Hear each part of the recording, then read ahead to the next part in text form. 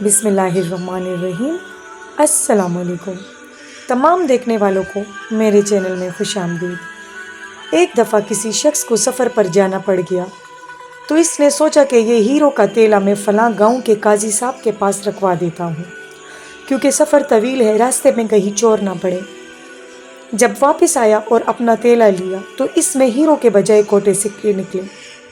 اس نے قاضی صاحب سے کہا کہ یہ تو کوٹے سکے ہیں، مجھے میرے ہیرے چاہیے۔ قاضی صاحب بولے، پہلے تیلے کو دیکھو، کہیں سے پٹا کوئی سوراخ کچھ ہے؟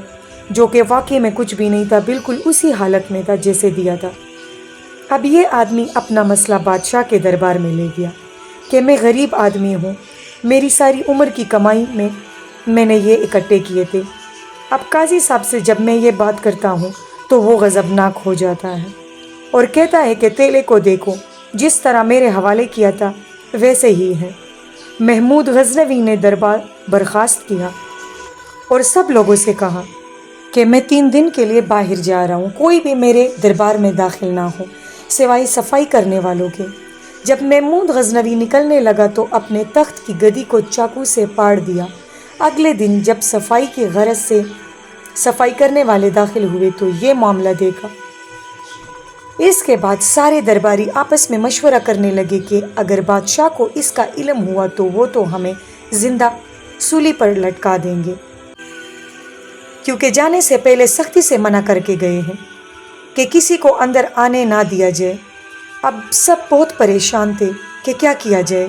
ان میں سے موجود ایک آدمی بولا کہ فکر کی کوئی بات نہیں، میں ایک ایسے رفوگر کو جانتا ہوں جو یہ بالکل ویسے ہی کر دیں گے۔ جناب رفوگر کو بلایا گیا۔ جب محمود غزنوی واپس آئے اور اس کو بالکل ٹھیک حالت میں دیکھا تو کہنے لگے، یہ کس نے صحیح کرایا ہے؟ یہ تو میں پاڑ کے گیا تھا۔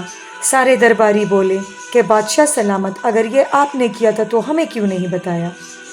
یہ تو ہم فلاں جگہ سے رفوگر کو بلا کر ٹھیک کرا چکے ہیں۔ محمود غزنوی بولا، اس آدمی کو میرے سامنے پیش کیا جائے۔ جناب رفوگر والے کو بلایا گیا۔ محمود غزنوی نے پوچھا، یہ تم نے صحیح کرایا ہے؟ جس پہ انہوں نے جواب دیا، جی ہاں۔ پھر وہ تیلا دکھایا گیا کہ یہ دیکھو، یہ تم نے صحیح کیا ہے؟ رفوگر نے کہا، جی ہاں، یہ تو قاضی صاحب مجھ سے کروا کے گئے تھے اور اس میں میرا بھی حصہ رکھ دیا گیا تھا۔ محمود غزنوی نے قاضی صاحب کو بلایا اور وہ تیلا دکھایا کہ اس تیلے کو دیکھو، چند روز پہلے یہ تمہارے پاس کوئی آدمی امانت رکھوا کے گیا تھا، اس میں ہیرے تھے اور اب کوٹے سکے۔ یہ کام تم نے کیا ہے؟ میں تنہائی میں پوچھ رہا ہوں، یہ نہ ہو کہ میں درباریوں کے سامنے سارے لوگوں میں تمہیں رسوا کر دوں۔ لیکن قاضی صاحب تھے جو کہ مان ہی نہیں رہے تھے اور اپنی بات پہ ہی اڑے ہوئے تھے۔ جناب دوسرے دن رفوگر کو بھی بلایا گیا اور قاضی صاحب کو بھی، تمام درباریوں اور سارے لوگوں کے سامنے۔ جیسے قاضی صاحب نے رفوگر کو دیکھا تو قاضی صاحب کبھی سرخ کبھی پیلا، رنگ ادھر ادھر بھاگنے لگا اور شرمندہ ہو گیا۔ محمود غزنوی نے اب سارے درباریوں اور سارے لوگوں کے سامنے قاضی صاحب سے پوچھا کہ اس رفوگر کو جانتے ہو؟ قاضی صاحب نے شرمندگی سے سر نیچے جھکایا۔ محمود غزنوی نے بولا کہ یہ تیلا جس میں ہیرے رکھوائے گئے تھے، یہ اس آدمی کی ساری زندگی کی محنت کی کمائی تھی اور اس کو اس کے ہیرے واپس کر دو۔ قاضی صاحب شرمندگی سے سر جھکا کر دربار سے نکل گیا۔ جب گھر پہنچا تو ساری رات دماغ میں یہی بات چلتی رہی کہ کل تک جو لوگ ان کی عزت کر رہے تھے، آج وہ لوگ اس پر تھوکنے لگے، اس کی کوئی بات پہ کسی کو بھروسہ نہیں رہا۔